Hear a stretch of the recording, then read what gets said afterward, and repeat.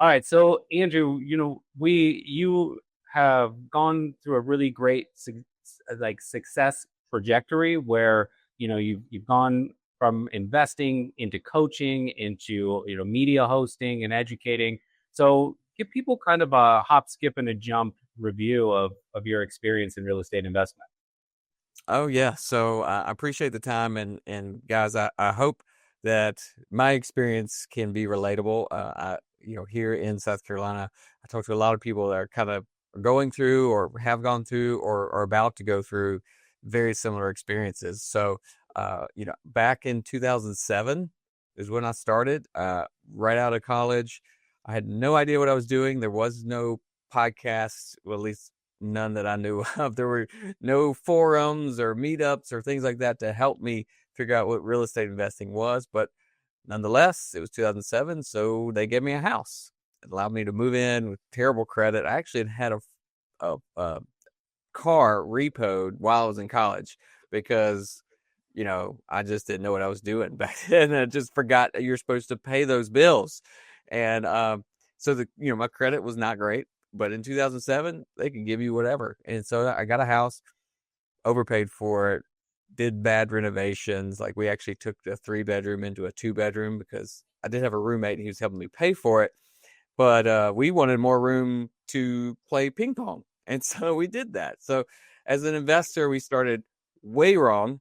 But the cool thing is I get to share that experience with y'all and help you not do that. So met my wife probably 6, 8 months after that. We got married a few years later. But from 2007 to about 2015, my wife and I had accumulated, picked up. We had 4 rental properties. We also had 2 kids and one on the way. And we found out that I really didn't know what I was doing buying rental houses. I thought what I was always taught or heard or whatever is like real estate's the way to be rich and wealthy and all the millionaires have it. Uh, in my thought was I'm going to have this and I'll be rich and wealthy in 30 years. I'll be able to have this real estate in 30 years. It'll be paid off. These tenants will pay it off and then it'll be fun. And that was okay when we were younger and we had energy. We didn't have kids. Uh, but it started to really suck when life was coming at us. So my wife and I looked at each other and we said, hey, we're either going to sell these 4 because this is no fun, there's no money, or we're going to figure out how to do this as a business and do it right. Thankfully, she was like, yeah, let's do it as a business. She said, let's do that. We set a goal. And 2.5 years later, we were able to step out of our 9 to 5 jobs. One of us were taken care of by the rentals. We went from 5 to 35. The other one of us, we were able to replace our income by creating a wholesale business. So we started wholesaling. So at the end of 2018, Michelle and I were both entrepreneurs. We quit our 9 to 5 jobs. We walked away from that. And since 2018, we've been wholesaling, fix and flipping. We have a retail agent team. But in 2018, we started a meetup. And this is really, well, actually 2016, I guess. We started that meetup. And that's what helped us to grow because what we did is I was just looking for a community, some people to talk to about this. Uh, in that community, I found a coach, and that coach helped me actually flip properties for profit. And then another coach helped me to buy rentals that we could live off of, so real cash flow. And so that meetup has turned into what is now Deal Finders Club, where we do live events every single week. We have a sweet podcast that you were on, and we help share our experience, educate others, guide them, coach them, and really just trying to spread the the fact and the way to get into real estate, the fact that anybody really can do it if you take these correct steps and you build it like a business. So that's what we try to share now, and we still operate obviously as a real estate business. I Yeah, hope I that think helps. I hope the that was no, no, it does. It is a good encapsulation. I have a few questions. One, and those 4 rental properties that you had initially, how many ping pong tables were spread out amongst the 4 properties? so thankfully I didn't do any more of that, like tearing down walls. So when I moved out 10 months after tearing down that wall and moving into that house, I got a job out of town. Remember, I was like 24, 25, brand Yeah. new out of college. Why am I buying a house? I'm probably not going to stay in that town. I didn't. I moved out 10 months later, and we put the wall back because I was like, hey, I need to rent this out. I'm going to get 3 tenants as opposed to 2. So we put that wall back, and I never did that again. Never tore down walls to bedrooms. Uh, the next house was right across the street. Uh, I didn't know what driving for dollars was. I didn't know that was a thing. But the house, I knew when I lived there, was an old guy that took care of his lawn. Well, when I went by there to fix a toilet or whatever, the lawn was overgrown, and I knew he was gone, right? Something, somehow. So I went to the county tax record, wrote a handwritten letter, and I think 6, 8 months, maybe even a year later, um, I was contacted by the person that inherited that house, and they said, "Yep, we don't want it. You can buy it." And so that's how deal number 2 came along. Oh, that's great. Um, Yeah, yeah, it's really interesting. I think for a lot of people that local level kind of first couple of deals, and then finding out that there is a community within their community that's doing yeah, real estate investment, like the local REIAs, right? Real estate investment associations. There in almost every market, it turns out there is one, and you just didn't know what was there if you're just getting started, right? And yeah, it's a great way to start networking and building up the education and contacts that you need. yeah. 100%. So there was probably a meetup here, right? There was probably some meetup in my community back then. The thing was, Yeah. I didn't even know where to find it, and so real estate has been traditionally, I like now it's totally different, but back then it was a closely guarded secret, and the old man's club or whatever. It was the people that were doing it were keeping to themselves, and you had to get in. Well, I just wasn't in. I just didn't like back, and I didn't have the right mindset either of being a deal finder, of being an investor. I go back and I put this on my mom. I distinctly remember her saying back then, uh, when I was younger, you have to have money to make money. And Mm-hmm. how many people have heard that either from their parents, their family, their friends, and it shuts down. I mean, it literally shuts down your eyes and ears to what's out there, because maybe I heard or maybe I knew investors, but I didn't think I did, and I didn't think they would invite me or let me come to a meetup, right? So Right. we Or started didn't one. think of them as business people, right? Like you knew a guy down the street that fixed up houses, right? But Yeah, what you didn't realize is that he was making 50 to 80 grand every time he sold one of those houses. yeah, And the exactly. reason he had a big old truck in the driveway was because he was an investor, an entrepreneur, a business owner. Like you're like, oh, the guy that fixes houses, right? Like it's entrepreneurs hidden in plain sight. Yeah, they're right here. They're right next door. The Millionaire Next Door, that book. It's literally talks just about this. And that's true. They are out there. Um, and yeah, a lot of them have those nice big trucks, and you're like, man, electricians get paid well, So Yeah, absolutely. I mean, yeah, this is kind of outside of real estate investment, but it's people in the trades. I think it's starting to get a lot more notice now, but for a long time, just it didn't get noticed how well people get paid, how great those jobs can be, yeah, and those people are all really closely associated with real estate investment and with the property market. And mhm, like you said, the millionaires next door, like the guy that owns the electrician's shop is doing quite well, right? that's right. Or the contractor or whatever. Mhm, Speaking of local RIAs, like this is in something that at Launch Control we're actually launching, for lack of a better yeah, term, a new initiative where yeah, we're looking to connect monthly with local RIAs across the country, because it's a unique kind of connection point where locally finding out who the buyers are in your local market, finding out who the good contractors are, finding out who else is wholesaling and you can JV with. Really great starting point in the local RIAs. But sometimes you need to expand outside of that. So we want to get in front of the local RIAs on a monthly basis so that we can then connect via our nationwide network, right? So if there are coaches like Andrew Lucas, we need to bring you in to work with some of those RIAs. We have that connection to you. We can bring you in. If it's they need help with transaction coordination, I can call on David Olds and have him step in and give them some advice and work with them. And so we're able to kind of leverage our network to help them, connect nationwide and also to grow. If RIAs are getting a bit stagnant on a local level, I guarantee you that Launch Control has subscribers in that area that are just unaware that RIA is right in their backyard, and we can help them kind of make those connections and grow as well. So I'm all about supporting, or we are all about supporting the local RIAs in any way that we can. So, if you're listening, reach out, get in touch with us, and we'll put you in touch with Andrew. And Andrew, Yeah, happy to work with your guys' team as well.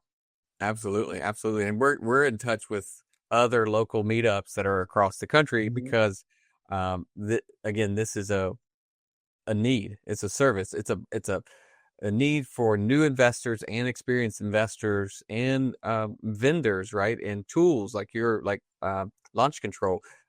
We need to be working together, not the old way where it was me versus everybody. It's if we can get together, we actually get better deals.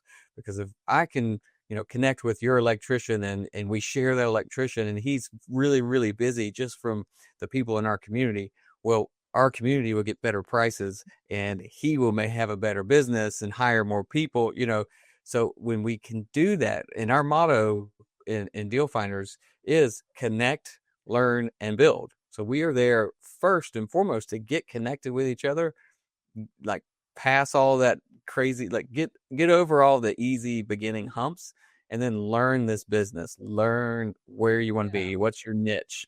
Do you want to be the best text message, uh, deal finder in your community? Then go learn that niche, right? So dive in on that and then build the business from there. And that's what Deal Finders is. Yeah. Yeah, I think you and I talked about this on the podcast, on your podcast, but there's oftentimes kind of a lone wolf entrepreneur mindset in real estate investment. And actually in truth, it's a series of partnerships.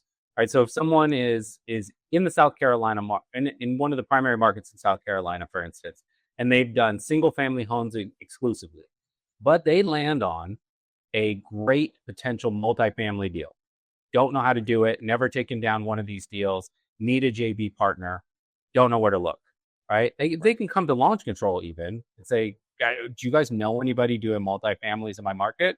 And I might say, do I personally? No, but Andrew Lucas absolutely will. Let me put you in touch, right? And through you and the Deal Finders Club, they can, in the span of a day or two, probably land on a JV partner that can walk them through things, help them learn, and the next deal they take down solo. That's right. That's what it's all about. Building that connection, building that database of your network, uh, the referrals, the connections. It's what will get you and leapfrog you through this business a lot faster, right? And if you come across a deal that you don't know what to do with, you can't handle whatever that is, y'all, that deal, whether it costs you money or costs you time, is a valuable asset, commodity, that just potential seller of that deal, whatever's in front of you, if you treat this like a business, every business needs to capitalize on that because those are resources used to get that lead, and you have to capitalize on each one. So, Yeah, like using the network helps do that. you don't always have to get the whole pie. If you get a slice of the pie, you still got Yeah, a slice. That's nice, right? So it's any deal that can be taken down. You have the opportunity to take a slice in a positive way by partnering up and just working together on a deal to get the outcome that your partner and the seller are yeah, ultimately looking. that's right. Love it. So let's dive into Deal Finders Club.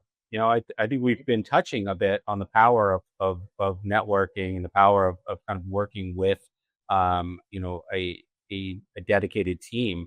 But let's get into the details. What's Deal Finders Club, and what do you guys offer?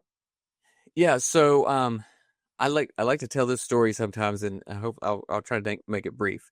But as an example, my wife and I, we had 4 rental houses, and we were moving back to Columbia. And so we moved, we got this house, we picked it, it was great. The only problem was across the street was a rental that they weren't taking care of it, right? Parking in the front yard, it was trashy. And we said, well, you know what? It's a tenant, they'll be gone. The next tenant will probably be better. Everything else is fine. So we move in, and the weekend we're moving in, Michelle's parents are here, my parents are here, they're driving the U-Haul. We pull back, we pull in, and the person's stuff is in the front yard. They are being evicted as my in-laws are seeing this new house that I bought for their baby and our baby, their grandkid, right? I'm like, ugh, what an idiot, right?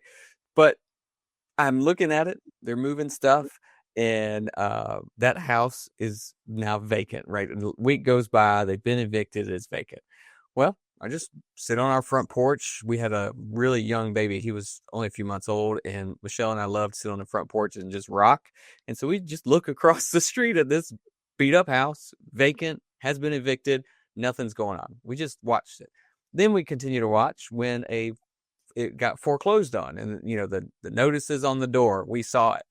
And then they put a for sale sign out. The bank got it and sold it, or put it for sale, and we watched it sit there.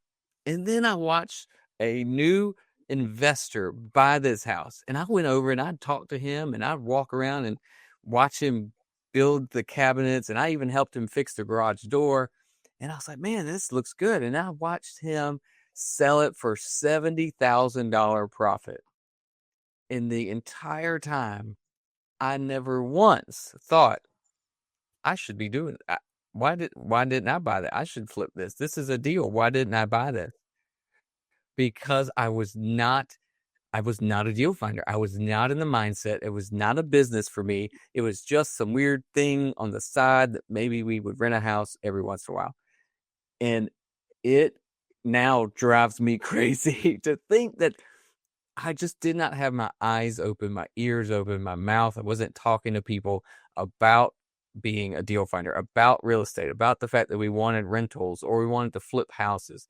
It was not in my brain. So I missed a great slam dunk deal. Would have been the easiest thing ever. I could have walked across the street to do it all, right? I didn't even make an offer on it. And so that's what a deal finder is. A deal finder is a person that opens their mouth. They tell people what they're looking for. They talk to neighbors. They walk the streets. They're listening for deals. Watching the Zillow, the MLS, listening to people at work, at church, the baseball stadium. Listening for cues of like, I inherited a house, or there's a person being evicted, and then going and talking about it and here, seeing these deals as they're driving from work or to church or to the baseball field. They got their eyes open. They're always looking. So that's what a deal finder is. And so we said, let's talk, let's do that, right? Let's get together, let's be a club, and then we will make those connections for people that want to do this business, that want to be investors, want to build something, create generational wealth, create cash flow, and be an entrepreneur where you don't have to clock in. You do your own. We clock in here, but it's our own business. People that want to do that, people that want to be the contractor. So let's get connected, and then let's learn this business. Let's learn the pieces, learn the parts, learn more about what you want to do in the business, and then from there we help build. And that's where the coaching, when people are really ready to jump ahead of the curve, jump over all the mistakes, and they really want to do it now. That's where we help build businesses through our coaching or partnership deals. We do partners and we coach as a small group and that sort of thing. So that's been in a nutshell. And of course, our podcast, we share stories like this, and we share experiences so that people, that you guys know it's real. Y'all, this is real life. You can do this too. Yeah, I think it's like learning what you said. Like you said, like you weren't a deal finder until you learned how to be a deal finder, Yeah. right? And Yeah. and the a house is such a big thing that I think that there is sometimes a fear factor involved in it. You know, if you were driving around the neighborhood and you saw a 65 Mustang with some rust damage and ugly rims, you immediately go, "Oh, I could fix that thing up and sell it." Or I know a guy that would love to fix that up and sell it. I bet you I could make a little extra money by just reselling it to him. And you would immediately see the potential. An old dresser sitting on the side of the sidewalk that somebody put out that Yeah. didn't want anymore, and you're like, oh, I could refurbish that, sell it on Yeah. eBay or whatever. That kind of deal finding at a low price point, people see that more often. But a house is so big that you often don't see the same connection points in a home. So working with Deal Finders Club, working with your local REIA, whatever, like being able to connect with people that are looking for those little, like, there's a little bit of rust, the rims are bad, that Mm. version of that in a home, and having somebody, that support structure there to say, yeah, it's a house, it's big, but this is very doable. This is very Yeah. closable. There's a lot of profit in this. Go for it, right? And having that support is super important. Yeah, I've never heard it put that way, but that is so wise that we've closed our brain off because we're not looking for those deals because probably we've been told it takes money to make money. Or, I don't Exactly. have cash for this. I don't have, 120 grand in my back pocket. So I don't even look at houses as I drive by. But if there was a dresser or a couch on the side of the road, I might think, oh man, that's worth something there. Somebody ought to get that. It's the Yeah. same, exact same mentality, but we have to flip the switch to say, I'm going to look at that for real estate. And Yeah. real And estate's it's bigger, but it's the better. other thing, and I'd love to hear one of these stories because I think it proves an important point to Yeah. especially if people are looking to get involved. Is that ultimately we're really helping out homeowners that are in a bad situation, right? Like, Mm. not maybe not loaning them the 100 grand or whatever needed to pay off the debts, but Yeah. if somebody is sitting on a distressed property, and if we can help them avoid that exact scenario that you saw of someone getting evicted from their home by offering them an off market deal, that then they don't ever have to go through that experience. So that property, although we might make 70 grand off of it if we fix and flip it, we might make 20 grand off of it, 25 if we wholesale it, we might make an annual cash flow income if we add it to our portfolio and rent it out. It starts with providing a solution to a person that was edging towards that eviction scenario, right? So can you just like, coming from the Deal Finders Club, just talk about maybe one story of a homeowner that someone from the group was able to help out? Yeah. I mean, this is a very timely question because we just closed on one at the end of the month. So whatever the 30th was, because the seller was going to lose their property in South Carolina. It's a foreclosure. It's an auction. And when it goes to auction, it's gone. And if you don't have the money to pay your mortgage, you probably don't have the money to win the auction. And so, what happened is someone in our community, another deal finder in our community, talked to that seller and said, hey, you've got a month left. Do you want to do something? Do you want to sell it, or are you just going to go down with the ship? Because once it's sold at the auction, they're going to kick you out and you get zero. You get nothing, zero. So that seller said, yeah, I'd like to sell. I have somewhere to move. I can be out by the end of the month. They are going to take my house on the first Tuesday, which was like the third. I don't know. Uh, so yes, help me buy this. Help me, buy it from me. Help me. So that deal finder in our community was going to buy it. They had everything planned, ready to close, and their funding fell through. The last minute, the last week, the funding fell through. And he called me and he said, "Hey, do you have any solutions? We're stuck. We really want to help this seller, and we don't want to be the ones that screw this up, and make her lose her home because we told her we're going to buy it." And so, because of our network, because of these connections we built, they came to me and I said, well, just so happens, I know exactly where that property is and I would love that property and we will do that deal. And so we bought it, you know, however, we partnered with that seller so that we could acquire the property, and now we put it in our name. We paid them; they were our partners. We had to pay them out. The seller got paid, and now we have a property that we can rent out, fix and flip, or well, yeah, either one of those. That's what we're dividing. That's what we're deciding on right now. Actually, is that either we're gonna rent it out or fix and flip. We have decided we're not just going to list it. We need to do some fixing before we sell it. So everybody, I mean, I hate to say everybody wins. Yes, the seller was in a tough spot. They got there. I don't know how they got there. I don't know how long they've been there.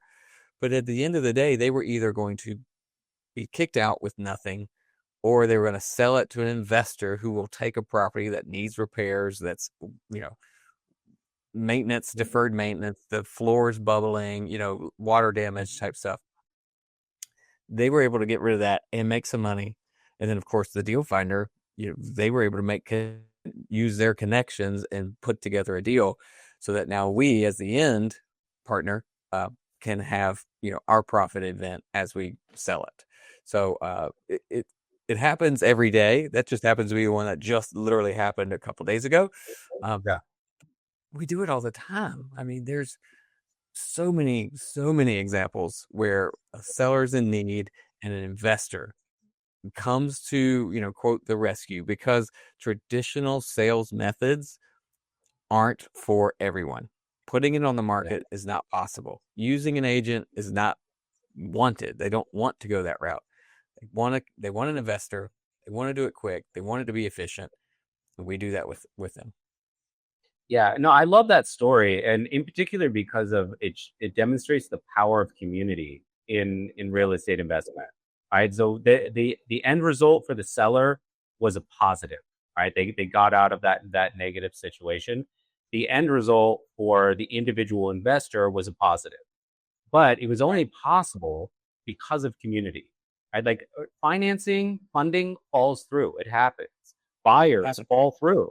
It happens. And one of the things that can lead to kind of a negative knock on distressed property market investments or wholesalers or however you want to phrase it, is when that happens, when deals fall through and there is no other resource. So the homeowner thought they were getting out of a bad situation. You'd built trust, you'd created a solution for them, offered a solution for them, and then at the last minute, from their perspective, pulled the rug out, right? Yeah. And there's no reason to pull the rug out if you have community, because if you have community and you have that, again, the local REIA, the Deal Finders Club, networking that you're doing through the launch control community and reaching out to your CS rep and saying, do you guys know anyone that's looking for help here? There are numerous resources that you can lean on to kind of build that community that you can leverage so that no deal falls through, right? Like, yeah, and that's exactly right. The power of that community is what builds each other's businesses, and that's what I think has changed in real estate, where this community is welcome and warranted, and we work together versus what I feel like was in the past, where it was kind of like, hey, this is our secret. If you're in the club, you're in. If you're not, you're not. So we always tell people, like, come to these events, come to the community, get into the network, because if you're trying to get started or you want to get started, that's the best place to kind of wrap your head around it and start making those connections. And when you do that, if you are purposeful about making the connections and then you do find a deal or someone else finds a deal, you actually can put deals together through, you know, launch control network. I mean, Facebook, or, you know, all the, of course, our Facebook community is pretty large, but there's huge Facebook communities out there. There's a lot of scammers and spammers, so just be careful about that, which is why we like live events and really meeting people. But those options are out there, and there's forums and stuff like that. Yeah. Yeah, I mean, that's a good point. You know, carefully kind of combing through the options and don't put all your trust in one basket, right? Yeah. Like you can, if you're working with launch control, you come to us and we'll give you very fair advice on who the good, you know, coaches and mentors are. They can go to someone like yourself and get that same kind of advice. But if you're just going it alone and you're leaning on YouTube and Facebook, you know, don't put all of your trust in one basket. Definitely definitely kind of spread it around until you find the right fit. But something that you kind of brought up is that the the sense of secrecy that kind of surrounded the distressed property market is really being lifted, and that's very much a positive, right? Like that guy Yeah. that lives down the street that we talked about, the millionaire next door. There was Yeah. certainly a point in time where he wouldn't have said I'm an investor, even if he thought of himself as one. He would have said, "Oh yeah, I buy a house now and then, I fix up a place," because he had a little sweet spot, right? Oh yeah. Keeping it a secret was a positive. But there's been enough exposure into the distressed property market at this time, and enough maturation of the industry in general, that it is a huge business at this point that Yeah. interconnects individual investors, realtors, lawyers, end buyers, hedge funds, coaches and mentors, media outlets. Like it has become a very a diverse and widespread industry. And so that Yeah. idea of it just doing deals in secret, if it hasn't completely gone away, it's on its way out. Yeah, and to that point, and this is something that I don't know if you'll hear from other people, but because we are so community focused, I believe that what you just said is that the shroud's being lifted on this business. It is to the benefit of the sellers of the distressed sellers have the benefit of a marketplace of competition to help them. Isn't that crazy? Like we're all competing. We might be going against two or three other people in our market, competing to help this seller get out of a foreclosure. Right? Yeah. That's a really cool economic, uh, the supply and demand type graph or whatever. But it's to the benefit of the seller, of the person who's in trouble. Because if you go back 10 years, 15 years, there might be one person in the market. And if you're in a foreclosure, you call that one person and he's like, I'll give you 10 grand for it. Mm-hmm. Then you just had no other options. You just took your 10 grand and you went. Whereas now you might have options. You might have three or four people. And as you know, if I'm going against three or four people, well, I'm really going to give you my best offer. Like, cause I need the deal. I need the inventory to run our business. So, this is to the benefit. And, as you're texting, right, using like launch control and you're talking to sellers, it's not strange. They are not like, wait, what do you mean you want to buy my house cash? Like you're not having to overcome those obstacles anymore because they know who you are and what you're doing. Yeah. Now you just have to see if they want to work with you and see if your solutions will match with their needs. So it's really overall, it's great. It's becoming a marketplace. And again, going back to economics, a free marketplace is better for buyers and sellers. Yeah, I couldn't agree more. Like, fortunately, I'm not sitting on a distressed property. But if I was sitting on a distressed property, the first thing I'd do is take advantage of the fact that I can get a free launch control account, and I would send text messages to every wholesaler in my market and say, "Hey, I've got this property. Here's what it is. Anybody want to take a look?" And I get competitive bids going. I'd end up getting the best possible deal out of that because I knew how to leverage wholesalers, right? So Yep. it's it there it we don't want to see profits diminish too much on the wholesaling side. We don't want, Yeah. too many hyper educated sellers, but like having the sellers see that as a viable resource and them just being able to go into it saying, look, I know where I sit. I know what I could potentially get out of this. I'm going off market with this one, and reversing the flow of engagement, that Hmm. benefits everybody. Yeah. I mean, if what you just said, if I had sellers looking me up saying I'm in this, well, I guess that's what our marketing is there for, right? That's what our TV commercials are for. So when they get distressed, they know who to call. But what if everybody was looking us up saying, "Up, I'm distressed. I know that this company will buy this house and coming to us." Oh, I would love that. That would save our marketing budget. Which is why I always tell people, we always tell people, utilize launch control to create select groups of buyers in your market so that when you do have a property, you can say, hey, Andrew, I know you were looking to buy in the next 60 days. I've got a 2-bedroom, 3-bath in Oakwood Estates. If you want to take a look. And you've already Yeah. told me that you're looking to buy. You've already told me that Oakwood Estates is a sweet spot for you. I pretty much know that's a done deal, right? Yep. So, and as somebody who's a contractor, a fix and flipper, like, you'll eat a little bit on the margins if you can just have this free flowing pipeline coming to you. I how many? I bet you've done this because you're a seasoned investor. Every seasoned investor that I've spoken to that they do wholesaling, they do wholetailing, they do fix and flips. If they're doing fix and flips as part of their diverse portfolio that they do, they they will to a person will go, yeah, I buy from wholesalers all the time. I Oh, mean, because absolutely. it's just deal coming to them. It's easy, Yeah, I mean, right? essentially, that's what that deal was. Wholesaling, the word wholesaling is illegal in South Carolina, so we don't want to dive into that. We don't have time for that. Right, So right. we don't wholesale as the rest of the nation sees it, the assignment and all that. No, we can't do that. We don't do that, but we will partner with people. And if you're a deal finder, we can partner up and we can do a deal together Yeah, every day, all day. Yeah, we used to buy from wholesalers when it was still quasi legal here. But yeah. yeah, for sure. Well, let's touch on that a little bit. It's a great point, right? So there's a lot. I always call it like the sky is falling mentality in REI, which has been around since the beginning. Like Yeah. at least as long as I've been involved, it was always like, well, the whole industry is going to get shut down this year because this is going to happen, and then Yeah. the following year there was something else that was going to shut down the whole industry, and then something else was going to Yeah. shut down the whole industry.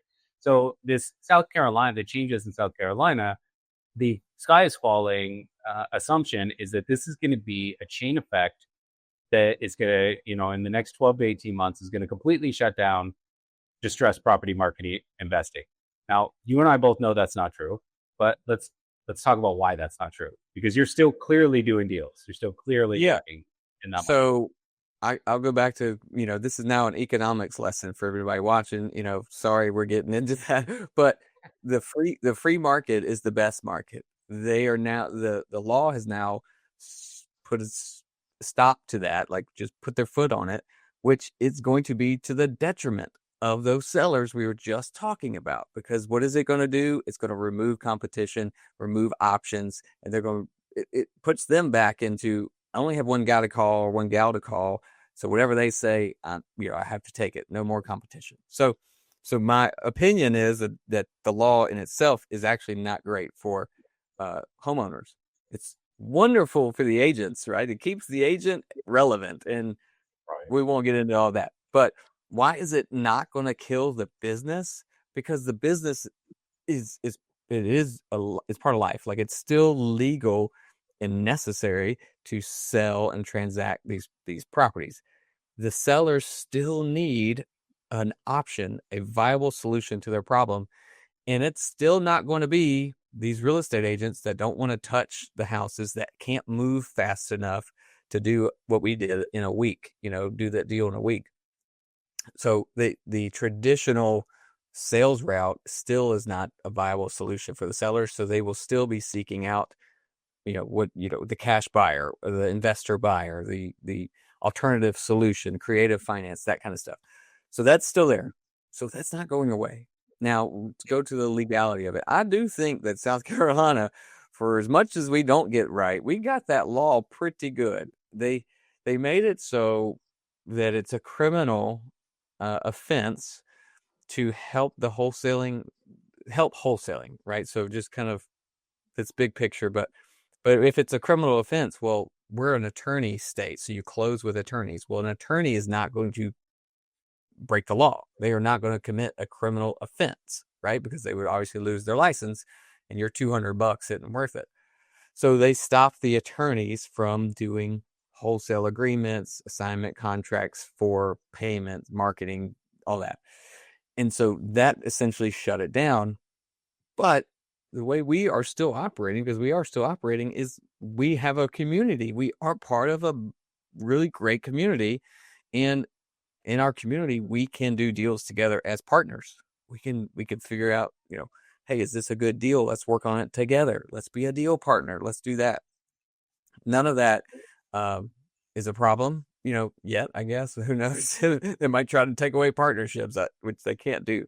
Uh, but so we are still deal finding, right? We're still out there hustling. We still have our marketing is out there. And what we are doing is we were just ensuring that the property is closed on. If we take a step back, and what are they really trying to fix and help with the law? They're trying to prevent the wholesaler who's watched YouTube is running around using contracts that aren't legal. They're breaking the law with marketing, and they're leaving homeowners high and dry at the last second. That's what they don't want. And I can totally agree with that. So our business, we buy the houses, we do what we say we're going to do. We're above board. We are very transparent, and we are doing more business now than we ever have. So, Well, how does that work for somebody who can't be the end buyer, right? Like they're what would in South Carolina what previously they would have said I'm in wholesaling, but they're part of the Deal Finders Club. They have a connection to plenty of end buyers, so they can partner up, at a very early stage. What's the process look like who's the first person to reach out to the homeowner? How far does that conversation go? Who comes in with contracts? Like, how does that whole system work? yeah, it's obviously it's going to depend on what you're doing, who you're working with. The big picture of that is so you can't start any business. Most business with no money, no experience, no education, willy nilly taking a piece of paper to a homeowner. Like Mm. it's crazy what was taught on in social media and YouTube of go wholesale. It doesn't matter. You don't need to know anything. Just go out there. Here's a contract. Go get someone to sign it and figure it out later. Yeah, That's what I that's yeah, I that's hate the figure it out later part, right? that's the problem, right? And so if you're still trying to do that, stop. That's why we're here, right? If you want to be a business, create a business and create income through this, learn the business, learn what you're talking about. The best way to do that is get connected and learn in a community like ours, but grab some books if you want to. So if you are getting started and you don't have the capital, when Michelle and I started my first house I bought, I had zero money in it, first time home buyer credits and all that. Our first flip, we borrowed from a 401k and borrowed from the bank, Mm-hmm. a personal loan. So if you're getting started, you don't have the capital, you can't put the $20,000 down, then get connected and find a handful, 2, 3, 4 people that were potential partners. Know who they are, know what they're looking for. And when you go find that deal, you know that you have a partner ready to go, and y'all will sign the paperwork together. You will be partners. You could create a partnership agreement. So you might get paid, 60% to 10% or get paid at the end, get paid at the beginning, whatever. You're creating a partnership for that deal. So I hope that makes sense. Maybe it's over your head. If you're a true beginner, this might be a little bit over your head. So, you Well, know, I mean, I think really it's just unless I'm misunderstanding this, right? Like there were previously three blocks, right? There was the Mhm. seller, there was the wholesaler, and then there was the end buyer. And what the first block, what the seller often didn't know was that they thought that they were talking to block number three. They didn't know that block number two existed, right? Okay. And so there was this behind the scenes handoff of that contract that you mentioned, right? But that contract then gets passed off to the end buyer. The homeowner's unaware of that. The wholesaler is a in the shadows middleman, right? So all you're doing in this case is you're just smashing block two and three into one bigger block, and then the homeowner has clear transparency in Yeah. in in who they're talking to. Right. They don't need to know what your cut is. They just need to know that the end result that they were promised is the end result that they're going to get, and that the people that they've been talking to are the people that are actually behind the deal. So it really just removes the center block and creates a very transparent connection between seller and end result. Right. Yeah, that's it. And so the the big piece of the law that they make it outlaw, you can't go market. And so people say, "Oh, I'm not marketing the property, I'm marketing my contract." Well, if you put an email out or a Facebook post and you have a picture of a house and you say it's 3 bedroom, 2 bath, 1,300 square feet, and you're like, "Oh, I'm assigning my contract, I'm marketing my contract." Y'all, that's just stupid. That's a property. You're marketing a property. You cannot do that. And that's why you need to know who your partners are. You need to know who you're with, because uh, going and trying to find a partner after the fact is a problem.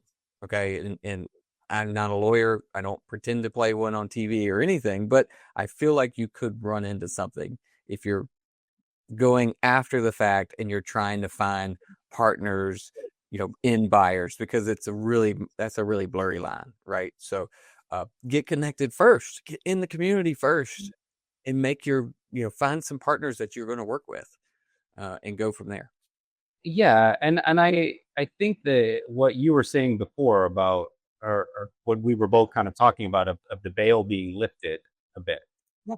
If you were the seller and you know that you're in negotiations with essentially the junior partner, doesn't matter, right? As long as you know that you're negotiating with a partnership, and that you're not just going to have your home put out, like you said, like marketed on the open market.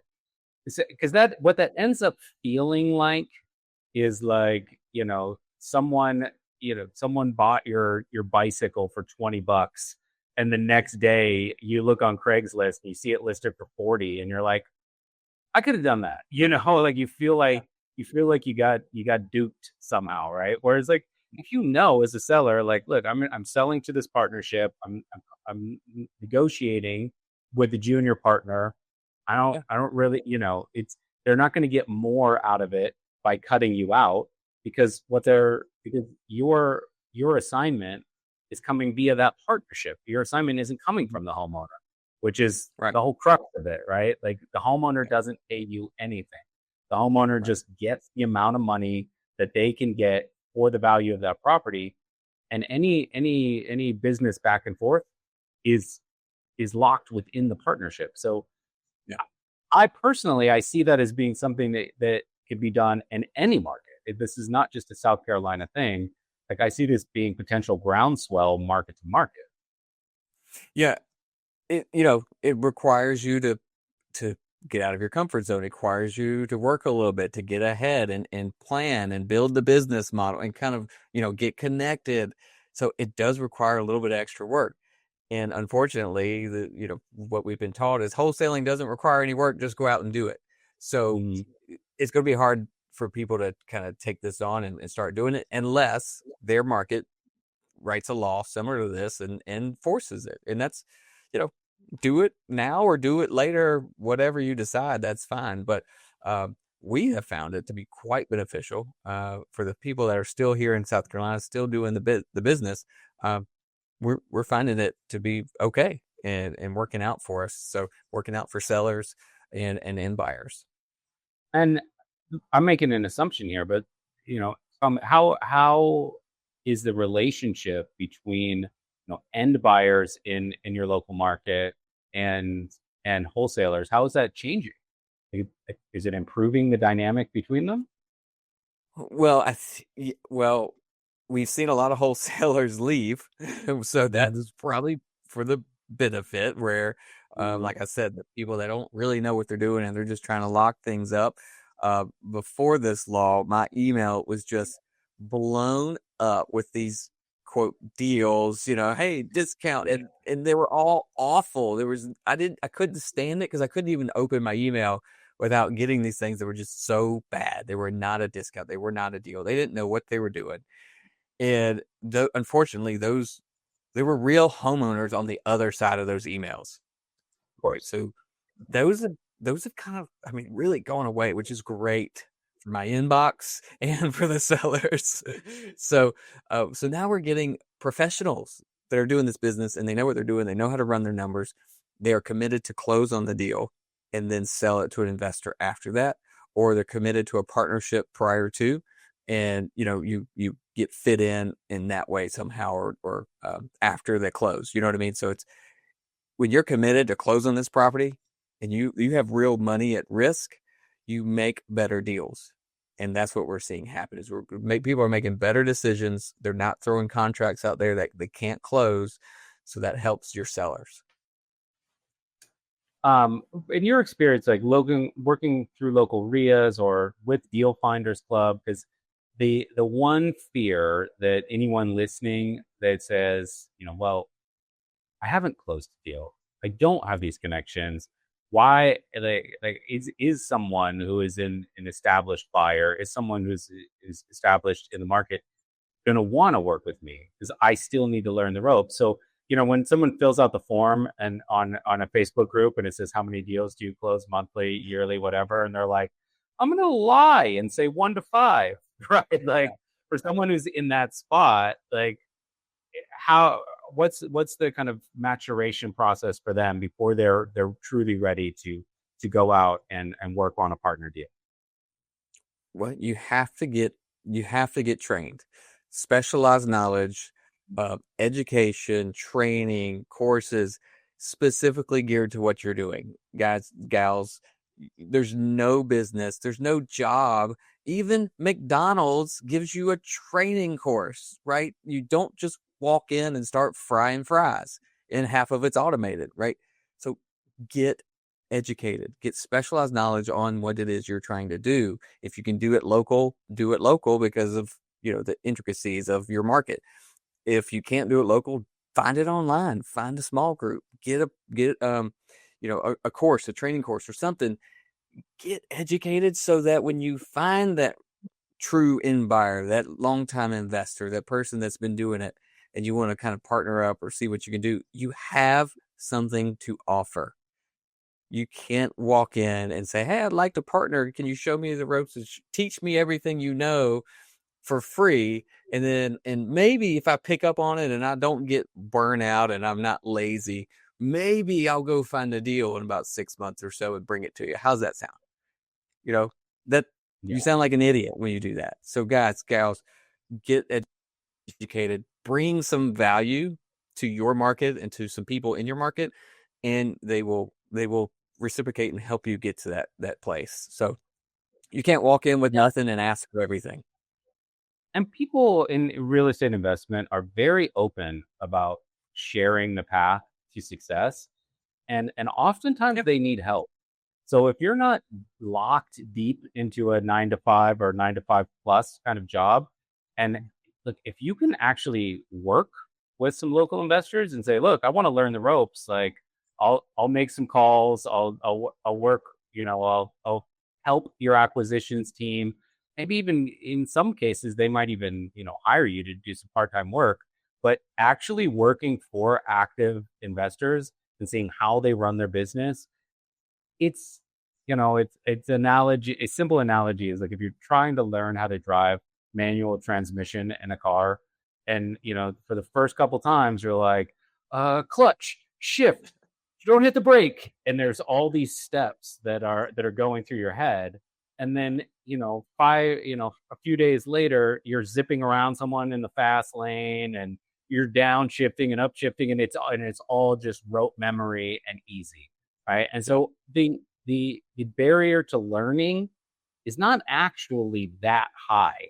But if you can spend some time really learning the ropes and getting some of those smaller details, you get a long way. Like I would do that, to be honest, Andrew. Like if I wanted to dive full into wholesaling, like as much as I'm well connected on a national level, I would go straight to a local level and I would work with a local investor, and I would just eyes wide open learn everything that I possibly could on the small details Yep. that I don't know. You know? 100%. Yeah. And I'll give you guys a tip, a little trick for this. If you are locked in, if you have a 9 to 5 job, or you have a career or something, right? You're stuck at this hours, ask somebody, get connected in your local market and say, if you have Saturdays open or you have, Tuesday, Wednesday mornings available, ask around and say, hey, look, I have 4 hours every Tuesday. I know I can't, you can't hire me. You don't want to hire me, but is there something that you need 4 hours of work, 4 hours of help? I don't know how to do it yet, but I'll go learn how to do it and I'll come back to you and maybe we could do something. Right. So that way you're not trying to learn the whole business and then, then find somebody that you could work, help for 4 hours, right? Go find what someone needs 4 hours of work with, then go learn that. There's plenty of resources to do that. dealfindersclub.com/resources, I think, has a bunch of education pieces. In Launch Control, I know has those too, where it's all over on YouTube already, right? So if you're just trying to find a very specific instructions, you could do that. Yeah. So we'll put everything in the episode description below, everything for Deal Finders Club. I do want to have you do a quick plug for the podcast. And then, thank you for mentioning that. Launch Control has a ton of great educational resources, even for non-subscribers, right? On our YouTube channel. And we're going to very soon, we're going to be relaunching a new community to really give those connection points to people that we've been discussing here on the show. So we'll put all of the links in the episode description below. So just to kind of wrap things up, Andrew, you just gave the URL for Deal Finders Club. We'll put that below. Maybe a quick little bit of information on the podcast in case anybody wants to go there. Yeah. So our podcast, it is on our website. Somewhere there's a link for it, but it's on YouTube and all of the, all the podcast places. But we do a lot of what we do here, which is let's talk about real estate. Let's talk about where our guests started in real estate, where they are today. And then like when we had you on, we talked about tools that you can use in real estate investing. So that is our goal. That's what we're there to do, is to share experience, share the ups, share the downs, ideas and different paths for real estate investing. And then the tools we use to get there. And, hopefully it just kind of helps you get through your morning drive to work or your lunchtime break, so hopefully we give you a little entertainment with the education. Thanks for listening to the REI Deal Finders podcast. You can find out more and apply to be a part of the REI Deal Finder community at reidealfinders.club.